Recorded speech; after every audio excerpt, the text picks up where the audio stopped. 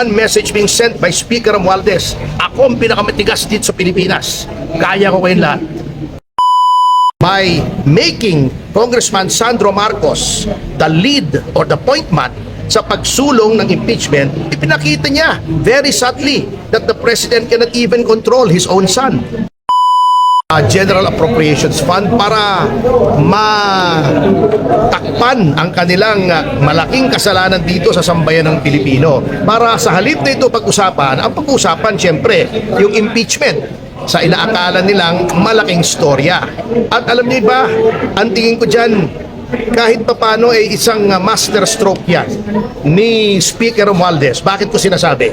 Bukod sa ito ay pantakip dito sa malaking news ng insertions na ngayon ay nasa kataas-taasang hukuman at pati na dito sa piskalya sa Lunes, isang purpose yan. Number 2, pinapakita dyan ni Speaker Romualdez na the President is not in control. He is the one in control. Bakit? Sapagkat publicly sinabi na ni Pangulo ayaw niya ng impeachment. Sa kabila ng sinabing yun ng Pangulo ay isinulong pa rin niya ang impeachment. Not only that, by making Congressman Sandro Marcos the lead or the point man sa pagsulong ng impeachment, ipinakita niya very subtly that the President cannot even control his own son. Diba? Number 3, pinapakita niya sa Iglesia ni Cristo na para bang ibig niya sabihin, hindi ko kayo kailangan. Kahit mag-rally kayo laban sa impeachment, yung kahit nakakuha kayo ng 2 milyon nationwide na mag-rally against impeachment, hindi namin pakikinggan yan, hindi namin kayo kailangan sapagkat yung 241 billion namin ay mas maraming mabibiling boto kaysa sa boto ng Iglesia as a block. Yan po ang mga mensaheng isinusulong ng impeachment na yan eh. At number 4, dry run po ito. Sapagkat kung hindi man matutuloy impeachment, etong kongresong ito, because of lack of material time, pwede ulit itong ilitin after the 1-year moratorium at pinakita ni Speaker na siya ay may super majority na anytime kaya niyang ipa-impeach si Vice President Sara Duterte, and indirectly pinapakita niya that he can hold the President hostage. Why? Because siya mismo kaya niyang ipag-impeach pati ang Presidente. So, by doing this impeachment right now, there is one message being sent by Speaker Romualdez. Ako ang pinakamatigas dito sa Pilipinas. Kaya ko kayong lahat. Salamat. Sir, kasama po ba kayo sa legal counsel ni Vice President Sara sa impeachment? Hindi po. Yan naman hindi tayo pwedeng magpresenta eh. That is unethical. Kailangan lumapit siya sa akin.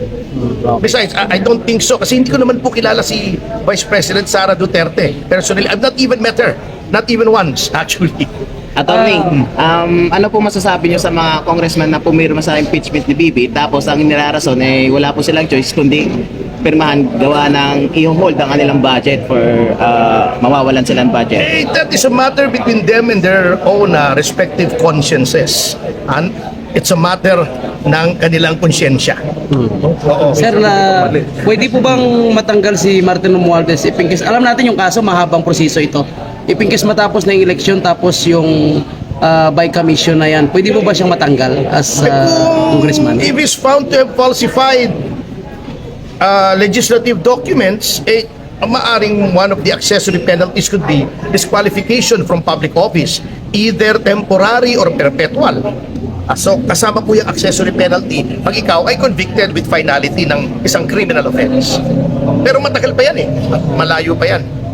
Ano oras kayo mag-file, sir, sa 10:30 saan po saan po yan sa DOJ? Dito sa City Prosecutor ng Quezon City. Sapagkat ang House of Representatives ay saklaw ng teritoryo ng lungsod ng Quezon, doon po nangyari ang krimen ayon sa aming pananaliksik. At syempre, in a criminal case, venue is jurisdictional. Kung saan nangyari yung krimen, doon ipa-file yung kaso. Salamat, sir. Salamat. Thank you. May mensahe ka po ba sa mga pumirma na suporta sa impeachment ni VP Inday? Well, wala akong mensahe, di ba? Bahala sila sa buhay nila. Okay. Salamat. Kanilang mga constituents. Sir, may mensahe ka kay Dan Fernandez. May mensahe ka kay Dan Fernandez. Wala naman. Kaya lang, alam nyo na itong si Dan parang, ano yung kaibigan ko yung si Dan?